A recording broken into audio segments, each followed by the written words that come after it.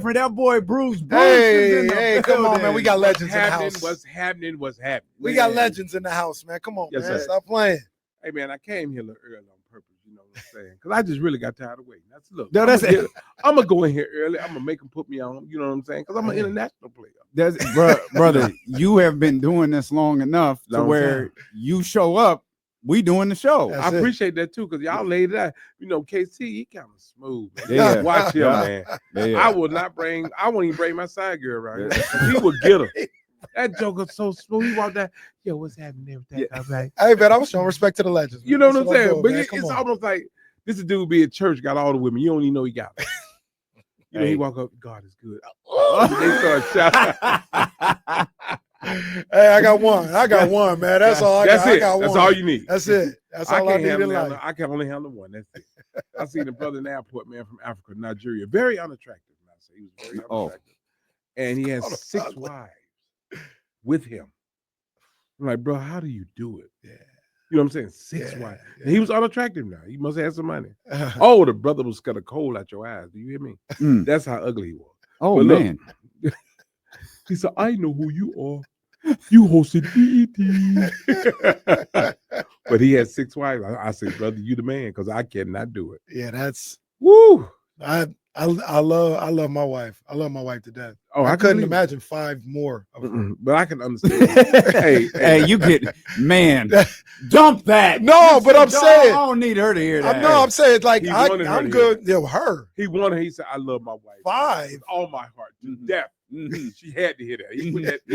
No, to death. 5, and then she probably said the same about me. Like I couldn't deal with 5 of you. Like well, everybody just say 5 that about people. you. Everybody say that about just 5 people that you gotta deal with, live with, and like that's a lot. 6 wives, you got 6 different personalities. That's what I'm saying. Yeah, that's what I'm saying. You know what I'm saying. And one get mad, they all get mad. So you got 5 women in the house, man. And imagine you have kids by them, and they got girls. Oh, I had a buddy of mine. He was from Nigeria. His dad had 8 wives. He had 8, 9 kids by each wife. Oh my God! And then his dad ended up passing, so he had to move back to Nigeria to help the mothers with all the brothers and sisters. And he was a personal trainer, man. He had like 2% body fat. He used to cuss his people out, you know, when they can't do what he want them to do. You are in shape. They're not. Quit cussing them out. You know what I'm saying? Yeah. You can do this. Nobody never showed back up. He couldn't keep declining. But he was excellent what he did, but he just quick temper. Yeah. How different is the game now? You've been doing it for it's so different, long. Man. Let me tell you something. I'm gonna be honest with you, D-Lo. I'm gonna be honest. If we did social media 35 years ago, it'd be crazy. Social media game is winning.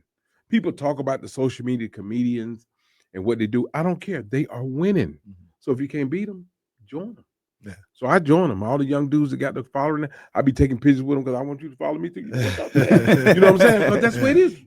They work that phone, man. Yeah. They work it and it works for them. So keep doing it. And that mindset that you have right there from somebody our generation, that's the way to do it. Because it's like you can't buck the system, you can't fight like what's going on. It's already happened. Right. So if you want to survive, you gotta be able to adjust. I've been doing this for 30 years, and they've been doing it for 3 years, and they got all okay. Get with the program and let's do it. And that's what it's all about. It's all about social media. Even now, management and agents, they like know how many followers you got. They ask you that before they even want to represent you because it saves a lot of work for them to do. So you like, I got 10 million. Oh, really? Listen, this is going to be a great company we're here with. They're going to sign you up because they don't have to do any work anymore. Yeah. So, you know. And these young dudes, they're funny, man. It's different. Like, it's not necessarily stand up on the stage and tell a story. They got the skits. Some of them are funny. Some of them are corny. Some of them are corny. But some of them are like legit, like make me laugh. Yeah, like, but some of them got what they have, what you see. That 10 minutes, that's all they got. After that 10 minutes, right. You know, when you get on stage or when you see somebody on stage, I want you all to remember this, both of y'all. When somebody starts saying, man, we need to take care of these women and these kids, they got nothing else to say. They don't have another joke in mind. Man, we got to start taking care of these women, man, these kids. They're man. done. We got to be fathers. They tapped out. They got nothing else to say. So I'm telling you all the secret. When y'all hear somebody say that, just get your girl and say, hey, come on, baby, we gonna go. He ain't got nothing else to say. Just walk out the club. What's left? What else do you want to do? You I mean, we talk about guys who've done it all. Oh man, I did everything. But I'm gonna let you all know, May 3rd of this year, 2025, I am doing my new Netflix special. There we go. It will be in Chicago at a theater called the Vic. We're doing 2 shows in one night. So if you all in town in Chicago, come see your boy. Because everybody's flying in just to see me do this Netflix special. And I hadn't did one in 15 years. Yeah. Wow. So I think I ain't gonna wait that long. I'm gonna do another like 2 years. So okay. But this one, May 3rd, Chicago, Illinois, the Vic, that's the name of the theater. It's gonna be called Stay in Your Lane, Bruce. I like that. Yeah. I like that. Now I look at you as the king of comedy. Well, that's true. That's true. They voted me off. I supposed to have been a king, but they voted me off. No, we ain't gonna let him do it. You the king of Comic View, man, and it's such an iconic show. Oh yeah, and it birthed so many great comedians. It did, man. And did you know at the time like how iconic that was gonna be? No, I didn't. Only thing I know when I did it that year, when I saw the numbers, I'm like, are you kidding me? Because it just started elevating. It started doing real good. So I was actually trying to let them. We had a meeting. I said, just let me host Comic View every year, like they did 106 in Park. You remember AJ and Free? They were doing it every year. I said, let me just be the host, and then we can keep these numbers up. But they wanted to switch, and they had promised other guys they would host. But if you notice, the year after I did it, Arnez J did it, but they brought me back to help him. I don't know if you remember that, but the numbers was great, and that's when I had my man. Who was rest in peace, Ronaldo Ray, who was he was really my mentor. And man, he was just telling me different things to do. And it was crazy because it was working. You know, like he said, look, when you go on stage, shift your body to the right. Don't turn around, just go to the right and tell your joke. And I'm like, what is this gonna do? And it worked. I'm like, whoa. So when you got experience and you can see it and people say, just listen. Man, this dude helped me through so much, man. So that's why every time I hosted Comic View, I had him there with me because he would critique stuff and be like, no, don't do that. Don't say this. Don't do that. And when I do exactly what he say, it slams. He was a coach. He was like Phil Jackson or something. That was my man, man. That was my man. I can't even lie, man. He was, because he came up with Red Fox, Richard Pryor, Bill Cosby, all them. So he just helped me out a lot, man. And I made sure they took care of him. They don't know the name Ronaldo Ray. It's you want some too, old man? Yeah. No, that's Ronaldo Ray. You want some of this, old man? No, that was him, Ronaldo Ray. Do the young brothers come to you like you did Ronaldo? Of course. 85 South.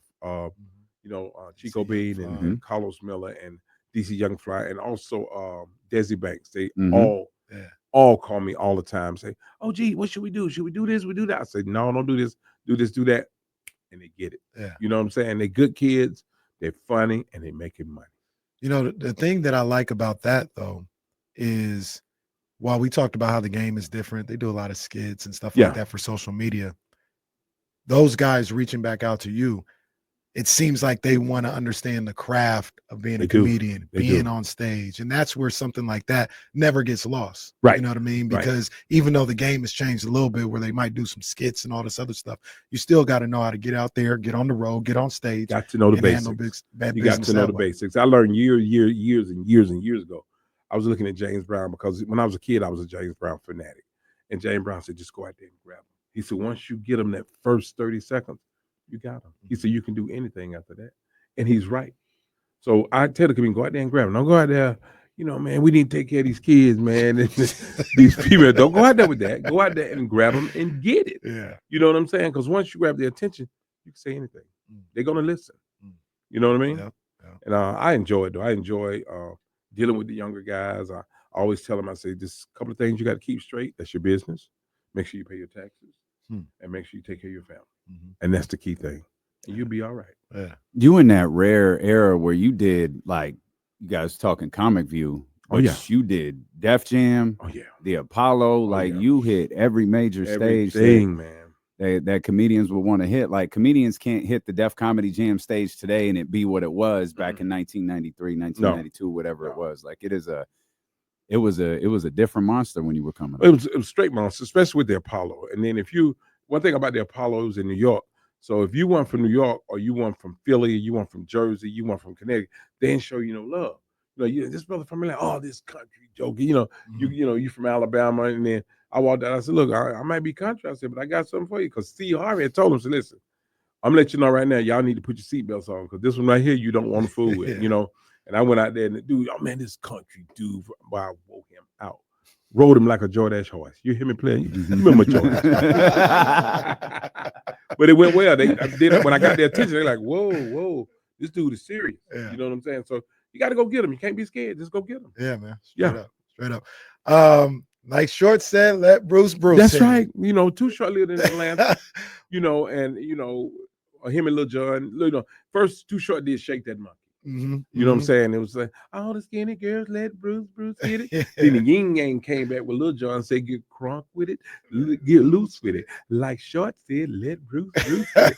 And that's how we do in the South. Yeah. Like we just show love, like for everybody, show love to everybody. And that's what it's all about, because it's money for everybody. And I just said the lyric because it's iconic, number one. Yeah. And I want to ask you, I mean, obviously you're already famous, but hearing your name in a song that was so prevalent, well, two songs that were so prevalent at the time in the clubs, did you see like an increase or a different demographic locked into Bruce? Yes, and with the women, you know what I'm saying? The big girls, what's up? Nothing. What we can do is look at a workout tape. That's the only thing we can do, because we can eat and you get that last biscuit, it's gonna be a problem. You know what I'm saying? I want the biscuit. Don't you grab that biscuit. But let me tell you now, I'm gonna tell y'all a secret so you all know. You know, Biggie put me on a song, and people don't realize it. What song? It's Hypnotized, and you have to hear the song. And I can tell you when the verse come in, but Biggie did it first. Okay. And people, when they hear it, because when I did a show in New York with the Breakfast Club, and they said, "How did you feel when Biggie put you in the song?" And I didn't think they knew it. Yeah. And I said, "Well, man, I opened up for Biggie back in Jacksonville, Florida, back in the day, and I was doing it was a rap show, but I hosted the show. Okay. And Biggie wanted to see me, and I wanted to see him. I'd never met him, so I'm on stage clowning. I'm joining people, clowning, and he went outside, you know. Came back, he was right. You know what I'm saying? He said, I swear you're funny for real. You know, that's my word. You know what I'm saying? Bro, you need some NyQuil. I don't know what's going on, Dayquil or something. And he did, man. So, you know, when you get a chance, I want you to play. Now, you know, that's the first thing I would do. I want you to hear, man. Yeah, I'm going to tell you when they come in. It's at the beginning of the song. And people, they miss it. But if you listen to what he say, you know what he's talking about. Okay. Yeah, now I can't even get past it. I'm trying to think of, okay. I know D-Lo got it. Yeah, we getting there. I mean, D-Lo a bad dude, man. Oh, come on now. Yeah, bad dude. You know, that's a legend. I know it, man. That's a legend. Light skin, good looking. You know what I'm saying? They ruled the 80s and 90s. Light skin. Woo! Hold on, man. What are we doing here? Oh, you can't hear it. I forgot. Hold on. Turn it up like my Detroit players, Tim's for my hooligans in Brooklyn. That's dead right. If the head right, Biggie there every night. Papa been smooth since days of under rules. Turn back up. Never choose to. Bruce Cruz who do something to us. Talk go through us. Girls walk to us. Okay. Yeah. Okay. Yeah. Okay. Y'all know, just a little black history. Yeah. There we go. Yeah. Okay. Yeah. Man, I learned something today. I feel like a baby that can see right now. Like, that's crazy. Like a goo and a gaga. You know what I'm saying? Wow. That is, it was crazy because he told me, like, I'm going to put you down for real. You know, when people say, that like, impression is killing me. Like, whatever. You know, that's my word, you know. Oh, you know, but I'm going to get you this Dayquil. I got something in the car. I want you to take it. But he did, man. And I never forget, I'm breaking this up. You remember the Def Jam 25th anniversary? DL and Dave Chappelle was hosting. Yeah. And they was up there clowning and everything. Yeah. And I saw Puffy. I did. He was there. And the first thing he did, he didn't even speak. He put both his hands together and he bowed. He said, "You are the king, man." He said, "People don't realize it, you know." He said, "You're the man." He said, "Biggie loved you." You know what I'm saying? Yeah. And he showed me love, went on, but I never been to the party. I was gonna say he didn't invite you to a party after that, did he? I can't go to the party. Yeah. No. You know, I'm from the hood, man. We start swinging in there. You know what I'm saying? Boy, I do a windmill in there. Let me tell you something. They'll think I'm Spider-Man in that bad boy. Yeah, man. No. We don't play them games. You know what I'm saying? We old school, man. Yeah. You know, the correlation between that, though, goes to that time, right? Because Biggie, one of the biggest rap artists of all time. He was, man. You're on Comic View. Yeah. The symmetry between just BET, right? Yeah. Like, because the basement, like that's where we got a lot of our stuff. So Biggie looking at you like, I watch you every day, or I watch you every night. And you look in the same way. It's the symmetry that, because things are different now. I'm not saying it's better or worse, but things are different. You don't have a BET where everybody convenes, so to speak. Right. Where, you may not get DC Young Fly linking up with Kendrick or something like that. You know what I mean? So that's interesting that's how that went out. With Biggie, see, Puffy knew when he got Biggie, he knew he had something, because before Biggie, it was Craig Mack. You remember Craig Mack? Yeah. Craig Mack. Puffy just dropped Craig Mack. It was like Craig Mack was the man. The Mac attack. It was supposed to be both of them. Yeah. When he saw Biggie, he's like, look at man, take care of yourself, man. He just dropped it. And that really hurt Craig, because Craig Mack sold 5 or 6 million just in New York. Yeah. Just in New York alone. So, and then he was a cool dude. Different looking. He was different. God bless him. God rest his soul. Come on now. Yeah. You look at him cold, run out your eyes. Oh my God. Yeah. Cold is coming out. Come on. God rest him. He's rest in peace. Yes, sir. Yes, sir. You know what I'm saying? But it's a lot of rappers in New York that sold 7-8 million, CDs, but you don't know them nowhere else. Yeah. They make it just in New York. Come on the West Coast, you're like, who is this? So we have this discussion all the time about French Montana. Yeah. And he's what you talk about, right? Yeah. Like, it's not nationally out here, like French don't really have that much of a following, but in New York. New York. And he's not from France. So brother, I'm not sure where the French Montana. Don't speak a lick of French. But look, I don't know if he do or not, but he's not from France. He's not from Paris. And in New York, though, he's the man. They love him. Yeah. They love him, But in Atlanta, they'd be like, who? Right. See, Atlanta's straight south. So, when you got Outkast, you got Goody Mob, you got UGK. That's the South in Atlanta.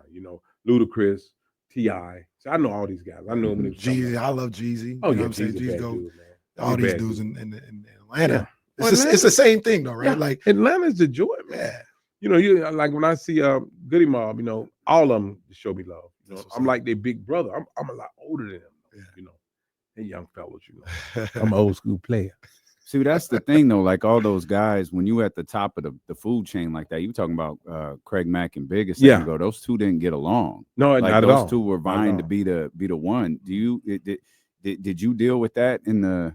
I knew a lot of people that hated me, but I didn't. I just kill them with kindness. I knew a lot of them didn't like me. I just what's happening, baby? I go up to them like we partied together. They cannot stand it. They can't do nothing but speak. What you gonna do? I'm not speaking to you. I'm like, what's up? What is like? What is going? I'm not talking to you. I'm jealous. Yeah. I used to go in comedy clubs in L.A. It was the Improv in L.A. right on Melrose. It was the Improv. Been there for years. Been there about 50 years. And when I walk in the door, I can see them whispering.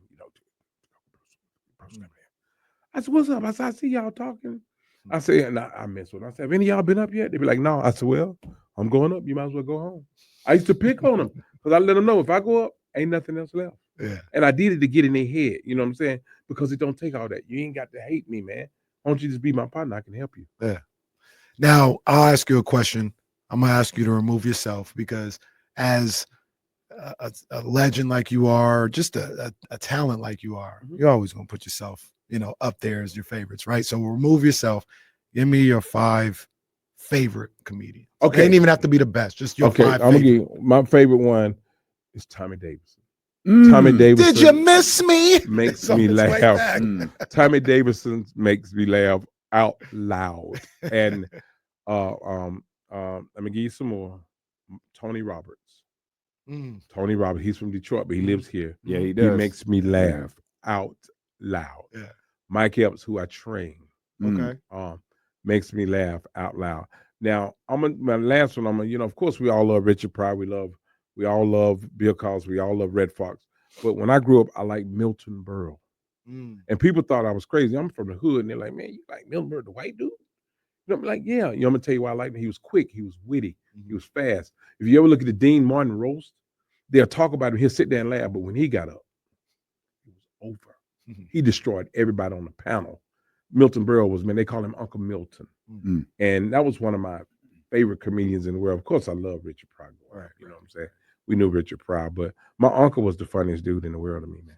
My uncle's 5 feet tall, about a 97 in the waist.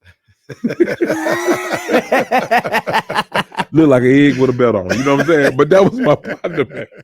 That was the funniest dude, because man, he was funny, man. Yeah. And he was just my dude. He taught me about life, man. He taught me about everything, how to treat people and being nice. He had a slogan. He said, the only thing free in life is being nice. That's the only thing free. Don't cost nothing. And that's how he was. So that was my dude. One of my favorites is, man, and thankfully he's got like some pop culture moments that'll live forever. Robin Harris is one of them. Man. Only thing about Robin didn't like comedians that was funny. If you was unfunny, he loved you. But if you was funny, he don't want nothing to do with it. Really? Yeah. It's a lot of that, man.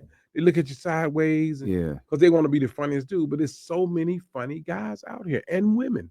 So you might as well face the music. Look at Kevin Hart. Kevin Hart worth what, 700 million now? At one time, he wasn't doing it like he thought he should. He was getting ready to quit the business. I said, no, you can't quit. You got to keep going. Look at the next year. Look what happened. You see what I'm saying? So sometimes you need that push. Yeah. You need that push to just make it happen. It seems like so much of comedy's inflection. Like the thing I remember so much about Robin Harris is his delivery was just so weird. Yeah, it was like dry, and it wasn't like he was doing comedy. It was like he was just talking trash to you. He was talking, and you could not talk him. You be in a club and you yell at him, he gonna tear you up. He used to kill Robert Townsend. Used to kill him. Kill him on stage. Robert would yell out something, he would wear him out, ride him like a Jordan horse. You know what I'm saying? So he was the man. Robin Harris was the man. But he didn't like you. If you were funny, you look at your and so much of Kevin Hart is inflection. Like it's his over the top delivery of stuff that makes people. Kevin just repeat himself. He said, it was two dudes. It was two dudes down the street. It was two dudes by themselves. That's how he do. Yeah. So he builds up on the joke. Yeah. You know what I'm saying? But I just go get them. And I love that about comedy as well, is just the different styles. It is different ways of telling the story. If everything was the same, it wouldn't be funny. Yeah. If all of us looked alike, it wouldn't be nothing interesting about it. When you see different looking people, you know, like when you see somebody really bigger than you, you're like, oh my God, what did he eat? You know, bruh, slow down. You know what I'm saying? But it needs to be different. You know, I see some strange people here, man. There's some strange people in Sacramento. Yeah. Oh, and there's some country stuff here too. Now I'm from the South. When I saw a sofa on the front porch. Do you know where you were at? Were you like far away from here? We was over there by Fox News. Yeah. Oh yeah. Oh my God. Okay, y'all. That checks out. Yeah. That checks out. A sofa is on the front porch. Ridge. They done bought a new sofa. Yep. Put the oven on the front porch. That's right. Put a chain on it and made a swing. It was in the hood. Come on, man. No, it was in the hood. Yeah. Man, Fox News was gated up like we going to the penitentiary. Look at. I said, what is y'all got all these bars up? The lady said, have you looked across the street yet? Yeah. It was in the hood. Yeah. So, you know. My family grew up over there. I went to school over there. Really? He was in the hood. Yeah, man, that's cool. The hood don't bother me. But I wouldn't want to live there. If the hood I grew up in, there was an area in Atlanta called the Bluff. And I wouldn't move there to save my life. I wouldn't. If they gave me $1 million home, 24-hour security, I would not move back over there. But see, now they doing they done took it over. What they call it, gentrification. White guys are jarking. I'm like, you walking dogs and everything. You don't know where you at, bro. The stupid people are still over here, so be careful. You know what I'm saying? But I drive through there and just look, and I'm like, wow. And people see you. I don't care. I have a Sprinter van. Tenant was the windshield tenant. You can't even see it. The dude say, "There go Bruce right there." He saw me in the Sprinter, and I'm sitting in the back. How did you see me in the Sprinter? So it's just, you know, you got to get out the hood. You got to get out. You can't stay there. When entertainers or anybody come through here, I don't know if you know, this is a sports show that you're on right now. Oh yeah, I know it. You a sports fan? Yeah, man. Who your football team? Come on, man. You see okay. Who's yours? I don't have one. Okay, because if you said Dallas, it'd have been a fight here. I'd have started the fight. You Dallas, No, I don't do that. Okay. No, don't do that. Okay. Don't do that. Look, don't do that. In a past life, he ain't with him no more. He's not with him no more. Yeah. Oh my God, they terrible. Pre Colin Kaepernick, I was. You ain't gonna believe. You ain't gonna believe who I was. I like Green Bay.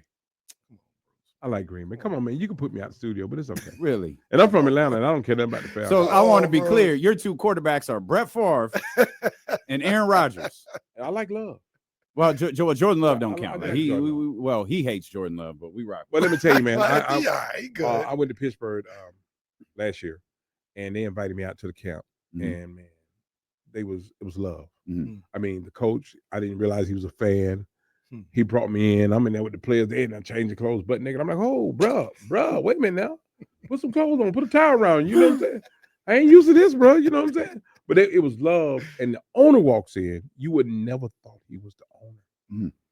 Had on some Hun boots, short pants, old Hun jacket. But when I touched his hand, it was soft as cotton. His brother ain't did. It does not work. He don't even know what a broom is. You know what I'm saying? But he was nice. He said, "Thanks for coming, man." Yeah. They had me they made me a Bruce Pittsburgh jersey. And it was just love. The coach, man, he was so cool. And I'm gonna tell you what's crazy, Rick. It was a dude. They brought him to Pittsburgh, right? So even if they don't play, they get $80,000 a month, right? All they gotta do is come to practice. He called the dude, said, "Man, where you at?" He's, "Oh, I need to be there." You're supposed to be at practice. So the dude said, "Man, this dude here didn't show up. He's supposed to be at practice, you know." And somebody whispered his ear. He said, "He just cut it. Just cut it." How could you play $80,000 a month? All you gotta do is come to practice. Come on, man. When I was a stripper, I didn't make money. Hey, we appreciate you, man. Hey, man, thank you, man. I mean, I appreciate you guys having me on, man, because I'm actually a cool dude, man. No doubt. Very cool dude, man. Oh, my bad. Well, tonight, tomorrow, and thank Sunday. You. Friday, Saturday, Sunday. 2 shows Friday, 2 Saturday, 1 Sunday. Because Monday I am out like 8 tracks. Yeah, but so I'm letting everybody know you need to come to the show because I've been here. Ain't nothing to do. Okay. You know what I'm saying? Come on, man. They closed the Walgreens cross the street from the store. I don't know. Last time I was there, everybody. Oh, that's hilarious. Everybody was stealing. I'm like, look, let me get something. That's hilarious. You know what I'm saying? The Walgreens is closed. How does Walgreens close? Yeah. How does Walgreens close? You know what I'm saying? They said enough. But the homeless people out here, they got game for you. They put that look on you. You know, they be. If you ever notice, just pull up. They looking normal, but then when they see you pull up at the light, that look come down. They got the sign. You out there by that Punchline Comedy Club too. Oh, you're gonna get those. Hey, man. I had a dude tell me, he said, "Big man ain't 8 in 2 weeks." I said, "You still live?" I said, "Man, ain't 8 in 2 hours. I'm about to die." The legend, Bruce. Punchline Comedy Club. 2 shows tonight, 2 shows Saturday. My man's doing a show on Sunday. Again, man, you are a living legend. We appreciate you so much.